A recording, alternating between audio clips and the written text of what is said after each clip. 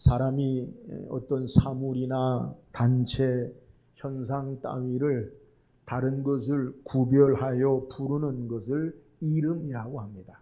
사전적인 정의에 우리에게 각각 고유한 이름이 있습니다. 이 동양적 사고에서 이름이 매우 중요합니다. 한 사람의 운명을 결정하거나 그 삶을 염원하고 소망을 담는 것에 이름을 지어주기도 하기 때문에 그래요. 이런 모습은 우리뿐만 아니라 유대인들 히브리적 사고와도 비슷합니다. 이름을 매우 중요하게 생각하고요. 이름을 따라 그 삶을 결정하는 것으로 이름이 그 사람이 누구인지에 대한 정체성을 드러내주기도 해요. 그렇다면 성경의 이 이름은 어디에서부터 시작되었습니까? 창세기 1장에 보면 하나님이 천지를 창조하시고 창세기 1장 5절에 하나님이 빛을 낮이라 부르시고 어둠을 밤이라 부르시니라 저녁이 되고 아침이 되니 이는 첫째 날이니라 라고 말씀하세요. 하나님이 이름을 주신 거예요. 빛을 낮이라 부르시고, 그러니까 빛을 낮이라고 이름하셨지요. 그리고 어둠을 밤이라 부르셨다. 어둠을 밤이라 이름하신 것을 우리에게 소개해요. 근데 가만히 하나님이 이 이름을 불러주신 내용을 더 깊이 묵상하면 단순히 이름만 불러주신 것이 아니라 그 이름에 따른 이름 안에 역할, 사명을 담고 있어요. 빛을 낮이라고 부르신 것은 빛은 낮의 역할, 낮의 사명을 포함하고 있다는 거예요. 어둠을 밤이라 부르신 것은 밤의 역할, 밤의 사명을 다해야 된다는 거예요. 그러므로 성경의 이름은 단순히 다른 사물들과의 구별됨으로만 우리에게 보여지는 것이 아니라 이름을 통한 사명이나 역할, 이름을 통한 그 뜻을 드러내주는 거예요. 그래서 성경의 이름이 중요해요. 오늘 성경은 우리에게 하나님께서 성경에 기록된 가장 첫 번째 이름을 바꾸어 주신 사람에 대해서 성경이 우리에게 소개해요. 다시 이름을 바꾸어 주신다는 것은 그 이름의 의미와 뜻에 따른 하나님의 사명, 역할, 하나님의 역사를 우리에게 증거하는 거예요. 그게 누굽니까? 오늘 우리가 살펴볼 아브람에서 아브라함입니다. 본래 아브람, 그 이름을 누가 지어 주었는지에 대해서는 성경이 우리에게 자세히 기록하고 있지 않아요. 그러나 우리는 성경을 통해 합리적인 추론을 생각해 본다면 아브람의 이름은 그의 아버지 데라가 지어줬을 가능성을 생각할 수 있어요. 근데 하나님께서 이 아브람의 이름을 아브람이라고 부르게 하지 아니하고 아브라함으로 바꾸어 주세요. 아브라함이 99세 때에 여호와께서 아브라함에게 나타나셔서 말씀하시기를 너는 내 앞에서 행하여 완전하라 말씀하시고, 그리고 하나님께서 그 이전에 바로 창세기 16장이죠. 이전에 하나님이 세운 언약, 또 하나님이 아브라함을 처음 부르셨을 때 약속하신 것, 너로 많은 민족을 이루게 하시고 내 후손에게 내가 땅을 주겠다라는 그 언약을 따라서 여러 민족의 아버지가 될 것을 말씀하시고, 오늘 우리가 읽은 5절에 보니까 이제후로는 내 이름을 아브라함이라 하지 아니하고 아브라함이라 하리니 내가 너를 여러 민족의 아버지가 되게 함이니라 라고 말씀하세요. 여호와 하나님께서 아브라함에게 약속하신 대로 이루시고 말씀하시는 다시 확인하고 이름을 아브라함에서 아브라함으로 바꿔주신 거예요. 그러면 본래 아브람이라는 이름의 뜻이 무엇입니까? 아브람이라는 이름의 뜻은 존귀한 아버지, 고귀한 아버지의 이름의 뜻이 있어요. 근데 하나님께서 이 존귀한 아버지, 고귀한 아버지 아브람이라 하지 말고 아브라함이라고 하라라고 바꿔주세요. 그렇다면 아브라함의 이름의 의미는 무엇입니까? 많은 무리의 아버지, 열국의 아버지, 많은 민족의 아버지, 모든 나라들의 아버지로 이름을 바꾸어 준 거예요. 한 집안에 고귀한 존귀한 아버지의 이름 아브라함을 이제는 모든 민족의 모든 열국의 아버지의 아브라함으로 하나님께서 바꾸어 주신 거예요. 하나님은 이 아브라함의 이름을 따라서 아브라함의 후손인 장차 다윗과 예수 그리스도를 통해서 많은 민족의 하나님의 백성 자녀 삼으시고 모든 민족의 조상이 되어짐으로 말미암아 하나님이 아브라함으로 바꿔주신 모든 민족과 열방의 아버지가 되어지는 역사를 이루는 것을 성경이 우리에게 증거해요. 하나님께서 아브라함을 아브라함으로 바꿔주시는 것은 너 개인의 삶으로 너가 원하는 삶이 아니라 하나님이 너를 통해 계획하시고 이루시는 약속의 언약의 하나님의 사람으로 살 것을 축복하시고 또 아브라함을 통해 하나님의 구원의 역사와 뜻을 이루시는 것을 우리에게 증거하고 있는 내용이에요. 예수 믿고 구원받은 하나님의 자녀들은 어떤 자들입니까? 오늘 우리가 그리스도인, 하나님의 자녀라는 의미가 뭐냐는 거예요. 우리는 신앙생활하면서 깨달아야 할 것은 단순히 우리의 삶을 계속하다가 예수 믿고 교회 다니는 것을 추가하는 것이 예수 믿는 자가 아님을 깨달아야 돼요. 예수 믿고 구원받은 자들은 바울은 고린도후서 5장 17절에 소개하기를 그런즉 누구든지 그리스도 안에 있으면 새로운 피조물이라 이전 것은 지나갔으니 보라 새 것이 되었도다. 우리는 예수 안에 새롭게 된 자들임을 믿으시기를 주의 이름으로 축원합니다. 그렇다면 우리는 그리스도인으로 하나님의 자녀로 하나님이 우리를 새롭게 된 자의 삶을 요구하신다.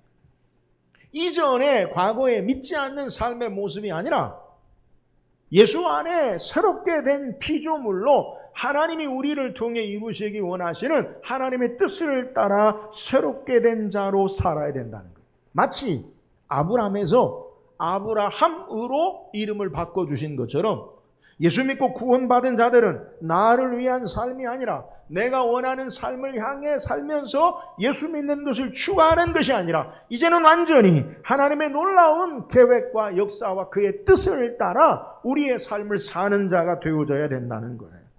오늘 말씀을 통해 아브라함이 어떻게 아브라함으로 하나님이 원하시는 계획과 뜻을 이루는 자의 삶으로 변화되었는지 묵상하고 하나님의 선하신 계획과 뜻을 저와 여러분도 아브라함처럼 이루는 귀한 은혜가 있기를 주의 이름으로 축원합니다.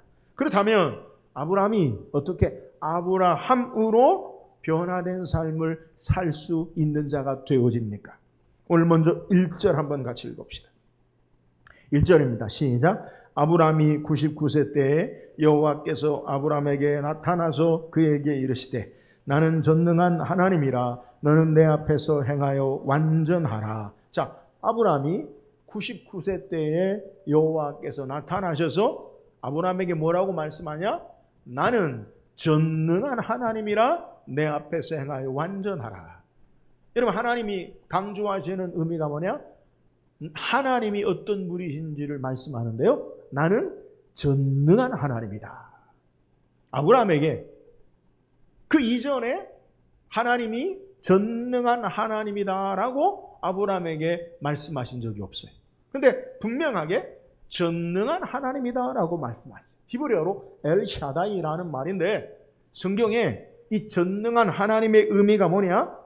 홀로 하나 되시고 능치 못한 일이 없으시고 부족함이 없으시고 모든 것에 충만하시고 완전하신 모든 권세와 능력을 가지시고 그의 백성에게 모든 필요를 채우시는 하나님을 전능하신 하나님이다라고 소개해요. 성경에 이 전능하신 하나님의 엘샤다이라는 용어가 구약에 48번 기록되어 있는데요. 그 가운데 가장 많이 기록된 책은 욥기서예요. 욥기에 31번 기록되어 있어요. 그러니까 욥을 통해 하나님이 어떤 분이신지를 보여주는 거예요. 전능한 하나님, 우주 만물을 창조하시고 자연의 섭리와 질서에 역사할 때 전능한 하나님으로 소개해요. 그런데 오늘 그 다음에 많이 사용한 것이 어디냐? 창세기. 오늘 우리는 창세기를 묵상하니까 전능한 하나님의 창세기에 나오는 문맥을 통해 그 전능한 하나님의 이름의 의미를 우리가 좀 묵상할 필요가 있어요. 그러면 창세기에 나오는 전능한 하나님의 이름으로 우리에게 소개하고 있는 뜻이 뭐냐? 창세기 35장 11절에, 창세기 28장 3절에 먼저 보니까 전능하신 하나님이 내게 복을 주시고 내가 생육하고 번성하게 하여 내가 여러 민족을 이루게 하시고, 아브라함이 야곱에게 말씀하시는 거예요. 전능하신 하나님이 너로 말미암아 많은 민족을 후손을 이루게 하겠다라고 하나님이 약속하세요. 창세기 35장 11절에도 하나님이 그에게 이르시되 나는 전능한 하나님이라 생육하고 번성하라. 한 백성과 백성들의 총회가 내게서 나오고 왕들이 내 허리에서 나오리라. 이 말은 이삭, 야곱에게, 아브라함에게 전능한 하나님으로 약속하신 하나님은 이삭과 야곱에게도 전능한 하나님으로 말씀하세요. 근데 전능한 하나님으로 왜 말씀하시느냐? 하나님이 아브라함에게 약속한 대로 내 후손이 하나님의 약속에 따라 하나님의 뜻을 행하고 이루겠다라는 것을 소개하는 거예요. 그러니까 창세기에 우리에게 기록된 전능하신 하나님의 이름의 뜻이 뭐냐? 하나님의 약속을 따라 내일의 삶에 되어질 약속의 후손들에 관한 일들을 하나님 말씀하신 대로 그대로 이루시겠다라고 말씀하신 것이 전능하신 하나님에 대해서 우리에게 소개하고 있다는 거예요. 이 전능하신 하나님이 너를 아브라함이라 하지 말고 아브라함이라 하라. 내가 너의 후손을 내가 약속한 말씀을 따라 그대로 이루겠다라고 말하는 거예요.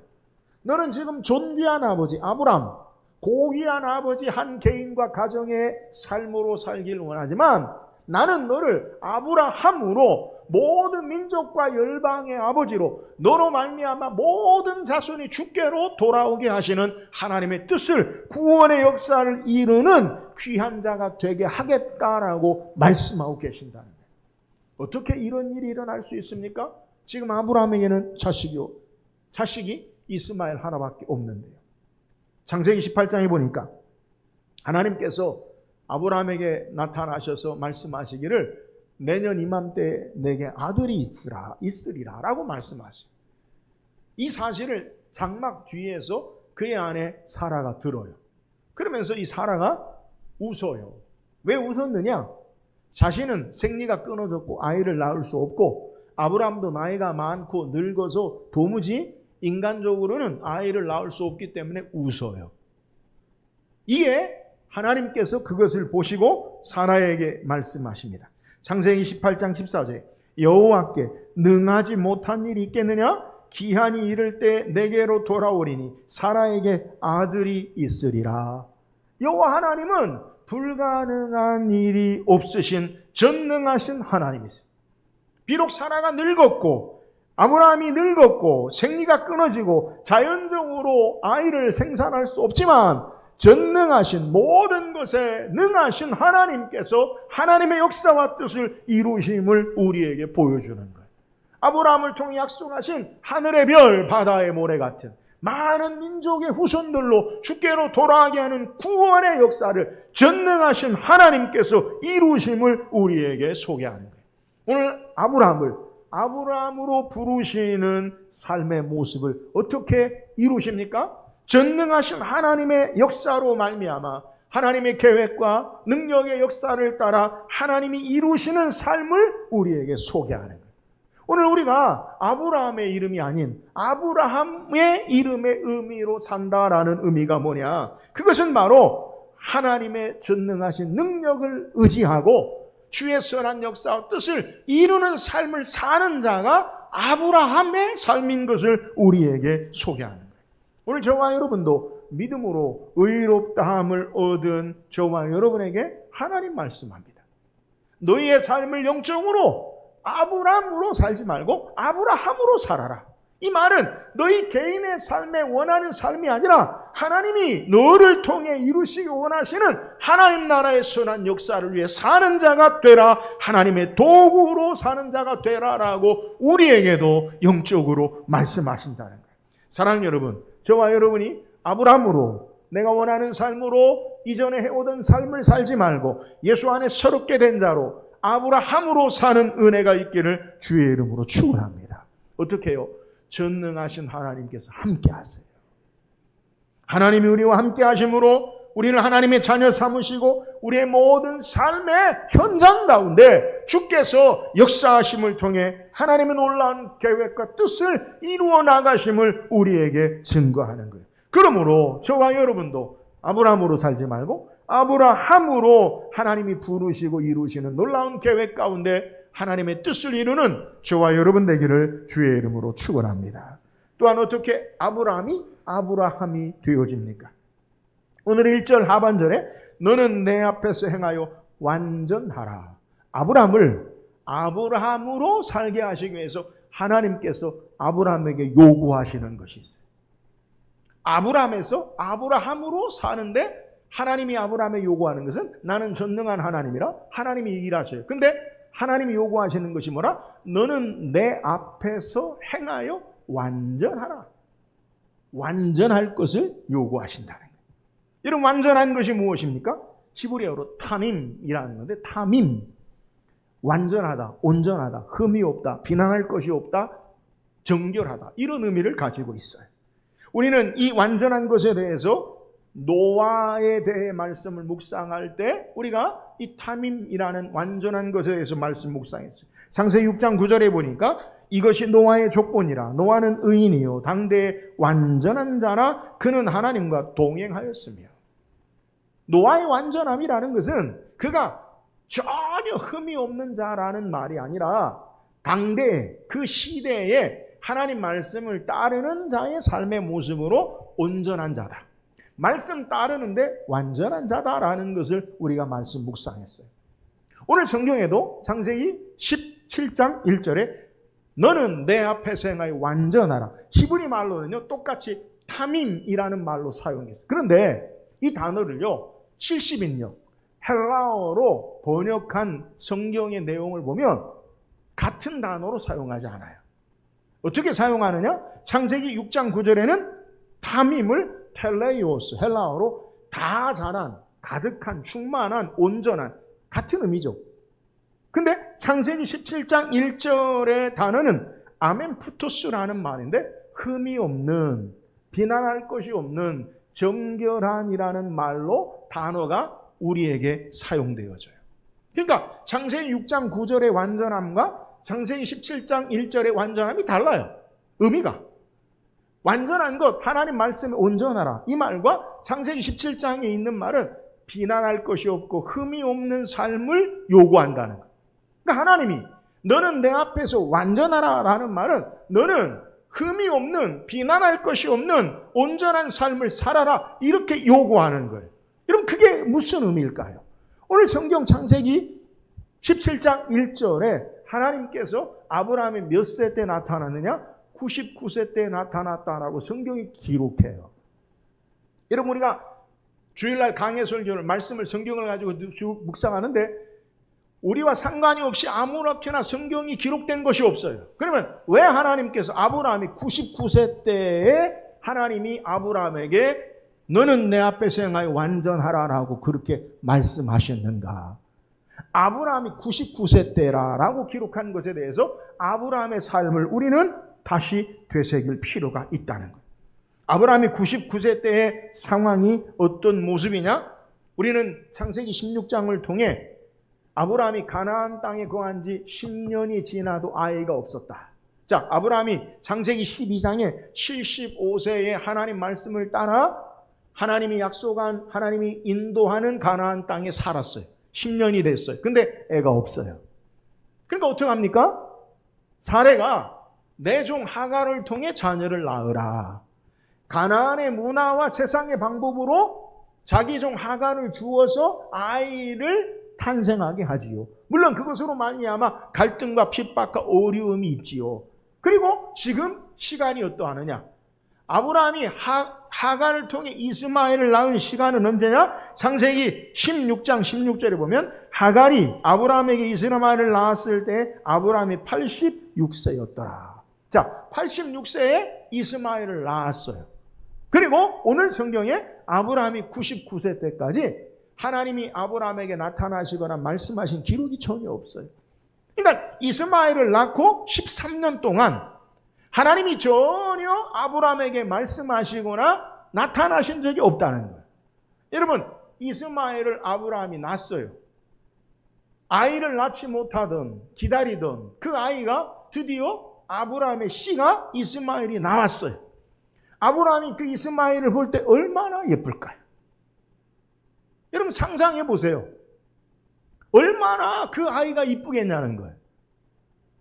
아브라함이 그토록 원하고 기다리던 자기의 약속의 후손은 아니지만 자기의 아들이 태어난 것에 대한 감격과 기쁨이 얼마나 크겠어요. 그리고 그 아이가 13살까지. 여러분 아브라함이 13년 동안 그의 눈에 뭐가 보일까요? 자기 자식만 보일 거예요. 이스마엘만 보는 거예요. 이스마엘만 바라보는 거예요. 아브라함과 사레는 세상의 방식과 문화와 풍습을 따라 행하는 삶을 살았던 아브라함의 모습. 그 아브라함에게 하나님이 99세 때에 아브라함이 99세 때 여호와께서 나타나셔서 말씀합니다. 나는 전능한 하나님이라 너는 내 앞에 행하여 완전하라 라고 말하고 있는 내용이라는 거예요. 지금 아브라함의 삶이 어떤 모습이다? 완전하다, 완전치 못하다. 완전치 못하다. 흠이 있는, 온전치 못한 삶의 모습에 하나님께서 너는 내 앞에 행하여 완전하라라고 말씀하요. 여러분 어떻게 아브라함이 하나님 앞에 완전할 수 있습니까? 오늘 하나님께서 완전하라라고 말씀하실 때 수식어가 붙는데 뭐라고 하냐? 내 앞에서 행하여 완전하라. 완전한 게 뭡니까? 오늘 우리에게 하나님께서 말씀하실 때 내 앞에서, 내 앞이라는 것은 성경의 관용적인 표현인데 주의 얼굴 앞에서, 주의 눈 앞에서 이런 의미예요. 그러니까 우리가 흔히 하나님 존전에 같은 말이에요. 오늘 완전한 삶이 뭡니까? 우리의 삶이 하나님 앞에 사는 것임을 믿으시기를 주의 이름으로 축원합니다. 완전한 것, 내가 어떻게 완전할 수 있어요? 여러분 그게 아니라 하나님의 은혜로 하나님 앞에 나갈 때 우리가 완전해질 수 있음을 믿으시기를 주의 이름으로 축원합니다. 예수 그리스도로 말미암아 그리스도의 십자가의 보혈의 은혜로 주 앞에 나아갈 때 우리는요 온전한 삶을 살 수 있는, 오늘 하나님께서 아브라함에게 내 앞에서, 내 얼굴 앞에서 완전하라라고 말씀하시는 것은 하나님 존전에 하나님 앞에 삶의 방식인 거예요. 여러분 지금 아브라함이 어떤 삶을 사느냐? 이스마엘을 낳고 세상의 방식으로 이스마엘을 낳고 그의 눈에 보이는 것이 뭐냐? 세상의 방식의 여전한 삶의 모습 이스마엘을 보는 거예요. 여러분 이스마엘은 하나님의 약속을 따라 낳은 자가 아니에요. 세상의 문화와 가나안의 방식을 따라 낳은 자예요. 그의 삶의 모습이 어떤 삶으로 대표되느냐? 세상의 방식과 문화에 그의 눈이, 그의 마음이 아브라함과 사레가 있는데 하나님께서 아브라함을 부르시면서 너는 내 앞에서 행하여 하나님 바라보고 하나님이 원하시는 삶의 방식, 그 삶을 요구한다는 거예요. 다시 행하라라고 말씀하는데 행하라라는 말의 의미는 가다, 오다, 함께하다, 교제하다라는 말의 의미. 내 앞에서 행하라라는 말은 이제 나를 바라보고 내 앞에서 하나님과 함께 살며 하나님과 교제함으로 완전한 삶을 우리에게 소개하는 거예요. 하나님이 없는 다른 것으로 사는 자가 아니라 하나님과 함께하며 하나님과 교제하며 하나님과 함께 사는 것, 이것이 완전한 모습임을 우리에게 소개하는 거예요.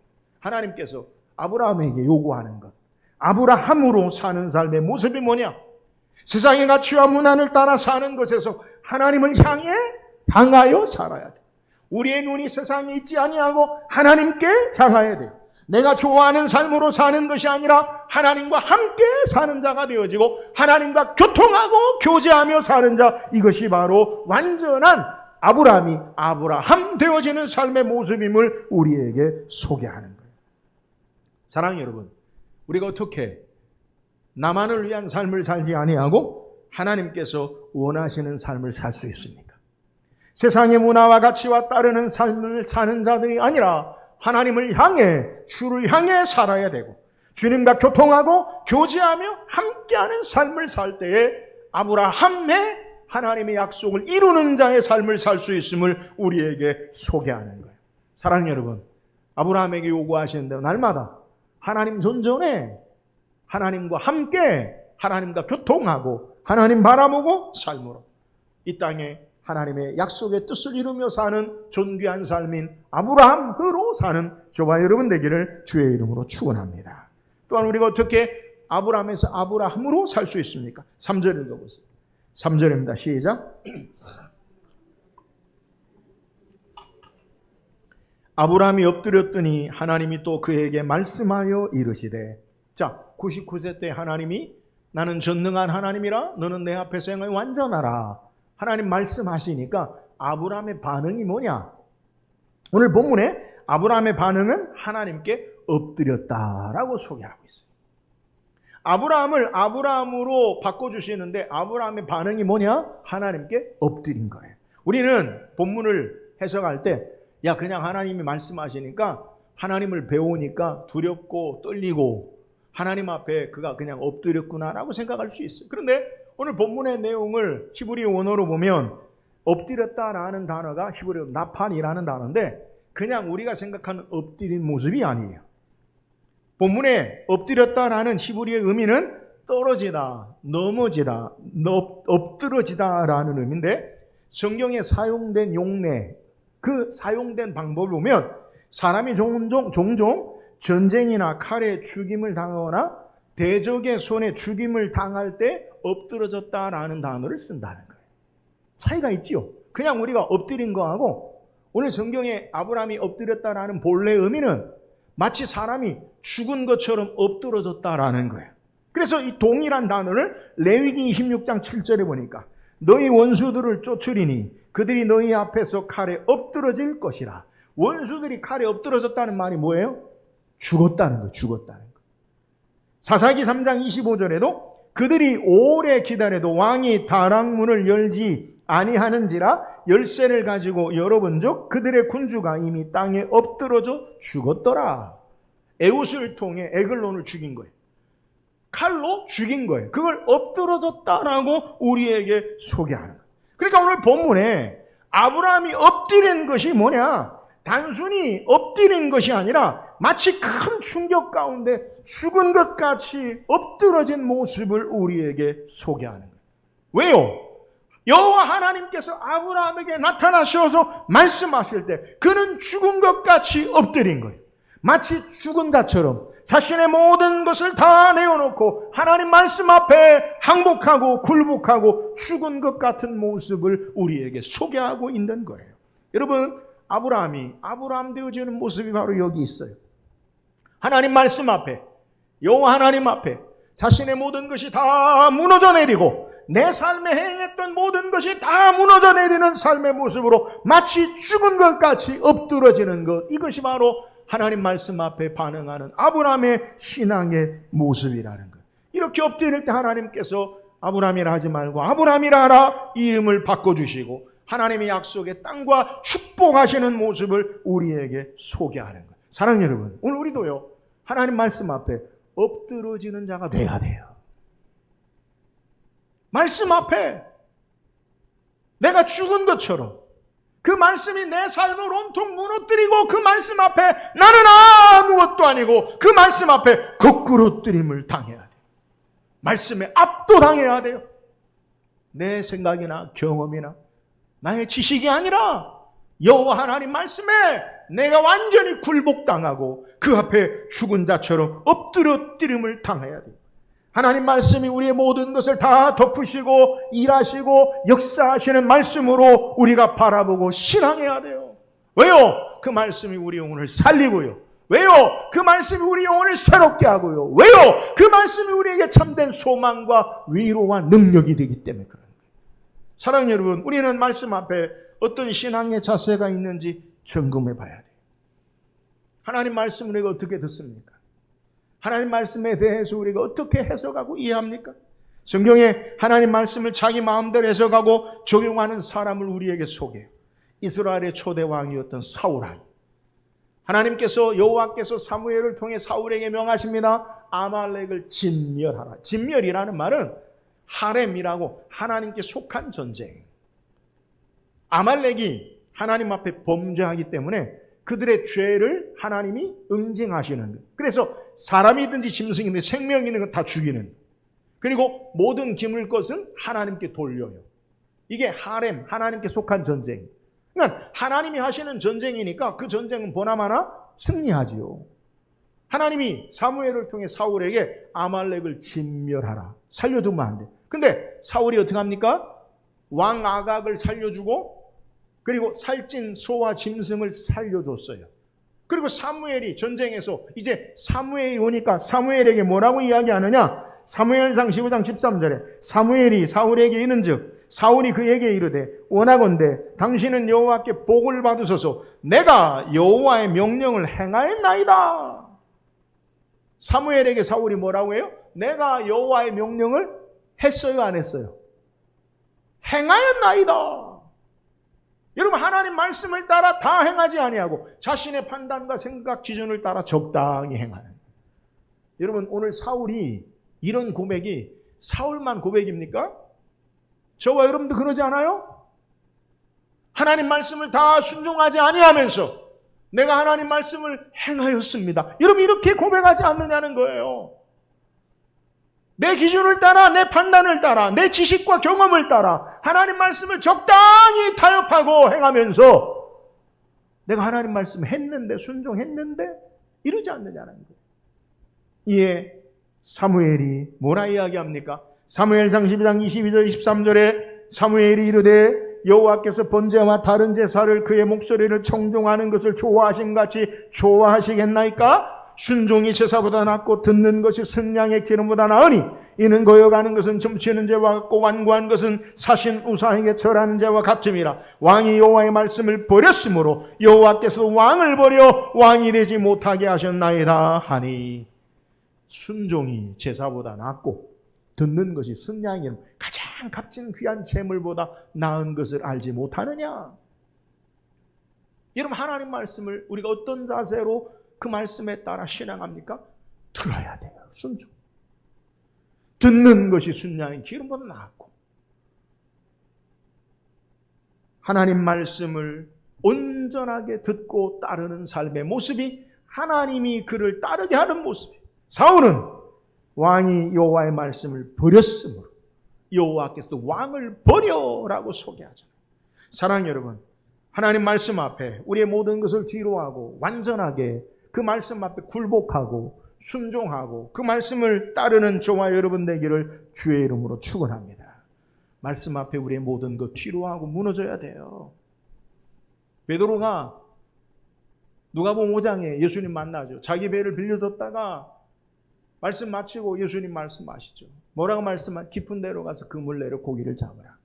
선생이요, 우리가 밤이 맞도록 수고했을 때 얻은 것이 없지만은 말씀에 의지하여 내가 그물을 내리리다 하고 곧 가서 그물을 내렸더니 동무의 배를 오라 손짓할 만큼 많은 고기를 잡았어요. 그리고 고기를 잡고 난 이후에 베드로가 예수 앞에 꿇어 엎드려 뭐라고 이야기합니까? 주여, 나를 떠나소서, 나는 죄인이로소이다. 내가 누군지를 아는 거예요. 말씀 앞에 순종하고. 사랑하는 여러분, 오늘 하나님 말씀 앞에 내 삶을 겸손히 완전하게 굴복하고 그 말씀 앞에 완전히 순종하며 듣고 나아가는 저와 여러분 되기를 주의 이름으로 축원합니다. 말씀이 능력이 있고요. 말씀이 지혜가 있고요. 말씀이 지식이 있고요. 말씀이 우리를 새롭게 하고요. 미련한 자를 지혜롭게 하고요. 말씀이 우리 영혼을 살려요. 그러므로 그 말씀 앞에 우리는 겸손히 부복하고 굴복해야 돼. 하나님 말씀 앞에 엎드려 부복하는 자가 하나님의 선하신 계획과 뜻을 이루는 아브라함이 아니라 아브라함이 되는 거예요. 우리가 하나님의 역사를 행하고 이루기 위해서는 그 말씀 앞에 엎드러지는 자가 돼야 돼. 하나님 말씀을 불순종하면서 어떻게 하나님 뜻을 이룹니까? 하나님 말씀을 듣지 않으면서 어떻게 하나님의 역사를 행합니까? 우리가 하나님 말씀을 온전히 부복하고 순종할 때 하나님의 역사가 나타나지요. 하나님 말씀에 불순종하면서 하나님의 역사가 어떻게 나타나요? 전혀 하나님의 일을 행할 수 없는 거예요. 사랑하는 여러분, 아브라함처럼 하나님 말씀 앞에 엎드려 부복하고 내가 깨어지고 죽어짐으로 아브라함의 하나님의 놀라운 계획과 역사를 이루는 복된 삶이 되기를 주의 이름으로 축원합니다. 오늘 성경 우리에게 아브라함이 아브라함 되어지는 역사를 소개해요. 예수 믿고 신앙하는 저와 여러분도 우리를 향한 내가 원하는 계획이 있지만 그 일을 위해서 우리를 부르신 것이 아니라 하나님의 선하신 참되신 축복의 역사와 뜻을 위해서 하나님 우리를 부르셨어요. 아브라함이 아니라 아브라함으로 살게 하시기 위해서 부르셨어요. 어떻게 우리가 아브라함의 삶을 살지 아니하고 아브라함의 삶을 삽니까? 우리가 믿고 있는 하나님은 전능하신 하나님이에요. 전능하신 하나님께서 우리와 함께 하시고 그 하나님 의지하고 신앙할 때 하나님의 역사를 이루세요. 나의 무능과 불가능이 아니라 하나님의 전능하신 능력의 창조의 역사를 따라 하나님께서 행하시고 이루세요. 오늘 전능한 하나님 의지함으로 하나님의 역사를 이루는 하나님의 계획을 이루는 아브라함으로 사는 저와 여러분 되기를 주의 이름으로 축원합니다. 전능하신 하나님께서 우리에게 요구하는 게 뭐예요? 내 앞에서 행하여 완전하라. 하나님 앞에 사는 삶을 살아야 돼. 우리의 눈이 하나님 바라보고 살아야 돼요. 세상을 바라보고 내가 원하는 삶을 보는 것이 아니라 날마다 우리의 시선이 하나님을 향해 살고 하나님 앞에 살아야 돼요. 하나님과 함께 사는 거예요. 하나님과 교제하며 사는 거예요. 이것이 바로 아브라함이 아닌 아브라함의 삶을 살아요. 날마다 하나님 앞에 나아가 하나님과 함께하고 하나님과 교제하고 하나님 존전에 아브라함으로 사는 저와 여러분 되기를 주의 이름으로 축원합니다. 우리가 어떻게 아브라함에서 아브라함의 삶을 삽니까? 오늘 하나님 말씀 앞에 엎드러져야 돼요. 하나님 말씀 앞에 고꾸라져야 돼요. 내 삶에 가진 것들을 다 뒤로하고 하나님 말씀에 압도당하고 그 말씀에 순종하고 그 말씀이 우리의 삶의 모든 것 됨을 알고 말씀 앞에 순종하고 그 말씀을 따라 삶으로 아브라함이 아닌 하나님의 역사와 축복의 뜻을 이루는 아브라함으로 승리하는 삶을 사는 우리 모든 성도 되기를 주의 이름으로 축원합니다.